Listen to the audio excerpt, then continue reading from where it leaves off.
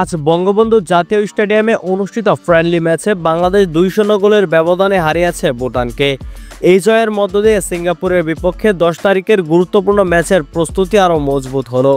ম্যাচের সবচেয়ে বড় আলোচনার বিষয় ছিল হামজা চৌধুরীর অভিষেক গোল। এটি তার বাংলাদেশের হয়ে দ্বিতীয় আন্তর্জাতিক ম্যাচ হলেও আজকের পারফরমেন্সে তিনি যেন বহুদিনের পুরনো একজন ফুটবলারের মতোই খেলেছেন। প্রথমার্ধে পাওয়া সুযোগকে কাজে লাগিয়ে হামজা করেন নিজের প্রথম আন্তর্জাতিক গোল, যা বাংলাদেশকে এগিয়ে দেয়। দলের হয়ে দ্বিতীয় গোলটি করেন সোহেল রানা। মিডফিল্ড থেকে নেওয়া তার দুর্দান্ত শটে গোলের দেখা পায় বাংলাদেশ। পুরো ম্যাচ জুড়ে বাংলাদেশ দল আধিপত্য ধরে রাখে আর ম্যাচের মূল ছন্দ তৈরি করেন ক্যাপ্টেন জামাল ভুঁইয়া, যিনি প্রথম গোলের অ্যাসিস্টও করেন।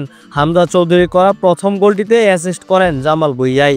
বিশেষভাবে নজর কাড়েন আরেক তরুণ প্রতিভা ফাহামিদুল ইসলাম, যিনি আজকের ম্যাচে ছিলেন একাদশে।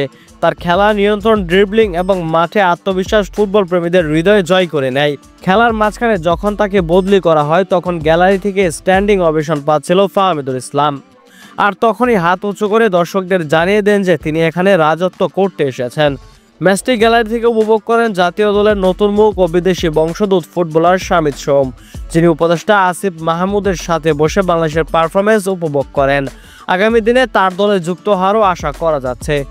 আজকের ম্যাচ নিঃসন্দেহে একটি আত্মবিশ্বাস বাড়ানো পারফরমেন্স। সিঙ্গাপুরের বিপক্ষে বড় ম্যাচের আগে এই জয় বাংলাদেশ দলকে মানসিক ও টেকনিক্যালভাবে শক্তি যোগাবে।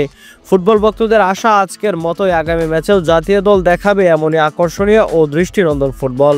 প্রিয় দর্শক, ভুটানের বিপক্ষে ম্যাচে বাংলাদেশের কোন মুহূর্তটি আপনাদের কাছে সবচেয়ে আকর্ষণীয় লেগেছে তা অবশ্যই আমাদেরকে কমেন্ট করে জানান।